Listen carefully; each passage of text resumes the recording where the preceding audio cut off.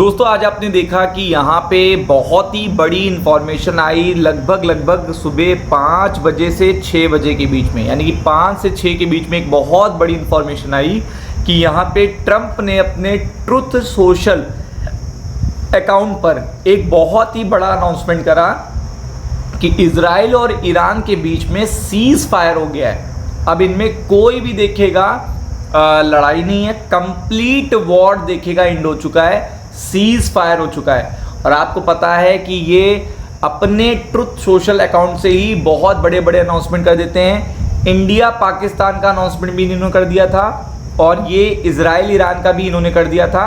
और उस particular time पर क्या हुआ कि जब इन्होंने अनाउंसमेंट किया ट्रंप साहब ने, तो उस समय हुआ क्या कि ना तो इजराइल ने कोई स्टेटमेंट दिया ना तो ईरान ने कोई स्टेटमेंट दिया। तो स्टॉक मार्केट में आपने काफ़ी अच्छा जम देखा, चूंकि स्टॉक मार्केट टोटली ओवरसोल्ड था। कल मैंने आपको बताया था कि कोई भी इंफॉर्मेशन देखिएगा होती है, अगर कोई भी बड़ा देखिएगा आउटकम नहीं आता है, कोई भी बड़ा मतलब देखिएगा, अगर आप देखेंगे तो अगर ट्रंप की तरफ से स्टेटमेंट नहीं आता या ईरान की तरफ से स्टेटमेंट नहीं आता तो चीज़ें रिकवरी की ओर जाएंगी, मतलब शॉर्ट कवरिंग आपको देखने को मिलेगी।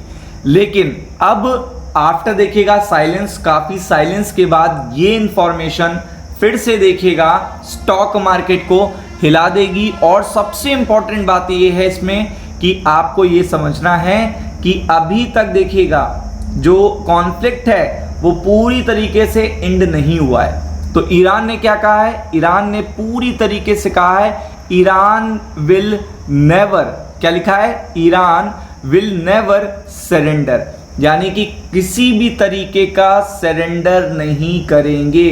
और ये ईरानियंस की कोई देखिएगा हैबिट ही नहीं रही है कि वो सरेंडर करें।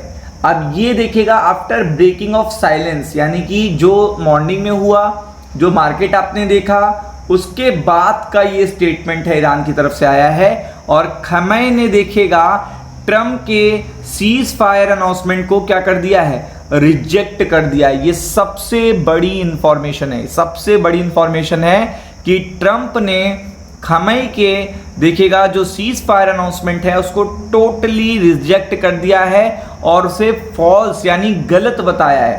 अब आप समझ लो ये कितनी बड़ी बात है, क्योंकि जब ट्रंप ने अनाउंसमेंट किया था तो उस पर्टिकुलर टाइम पर ईरान और इजराइल दोनों साइलेंट थे, जिसके कारण स्टॉक मार्केट ऊपर गया, जिसके कारण क्रूड ऑयल क्रैश हुआ।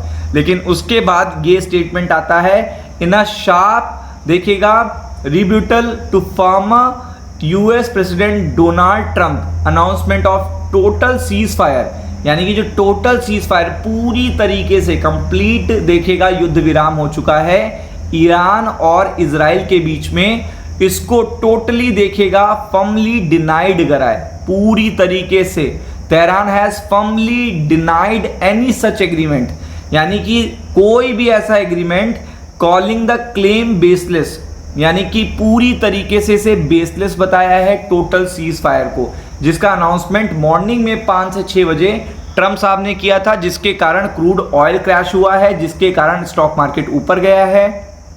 और अगर आप देखेंगे ये आप देख सकते हो ये तब करा गया है जब ट्रंप ने अपने अकाउंट हैंडल ट्रुथ सोशल पे डिक्लेयर करा कि बोथ नेशन हैड एग्रीड, यानी दोनों नेशन, इजराइल भी एग्री हो गया है। इजराइल का तो देखिए आप मान सकते हो, चूंकि ट्रंप क्या है इजराइल के साथ हैं, तो ट्रंप जो बोलेंगे वो इजराइल करेगा, इसमें कोई डाउट नहीं है।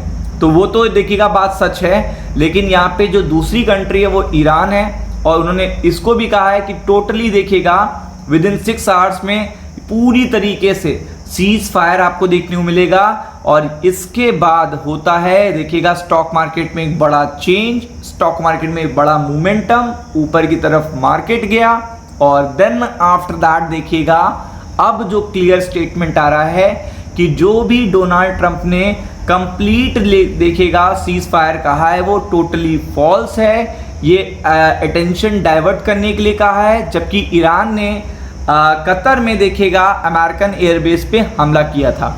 तो आप देख सकते हैं ये बहुत ही बड़ा टर्न अराउंड है, जिसका सीधा इम्पैक्ट स्टॉक मार्केट पे पड़ेगा, क्योंकि अब स्टॉक मार्केट टोटली ओवरबॉट है। According to the report Tehran has neither received not responded to any formal informal truce proposal, यानी कि किसी भी फॉर्मल इनफॉर्मल एग्रीमेंट को ना तो तेहरान ने एक्सेप्ट किया है और ना ही देखेगा उसके पास कोई ऐसा प्रपोजल आया है। और उन्होंने स्ट्रॉन्ग वार्निंग दी है। आप देख सकते हो कि यहाँ पे ईरान डिमॉन्स्ट्रेट करेगा, क्लेम करता है practical on the ground action in the coming hours, यानी कि कुछ घंटों में वो फिर से एक्शन लेंगे। तो ये स्टॉक मार्केट के लिए बड़ी बुरी खबर है। इसका असर कल आपको आने वाले दिनों में देखने को मिलेगा। Be prepared for it. Ram Ram.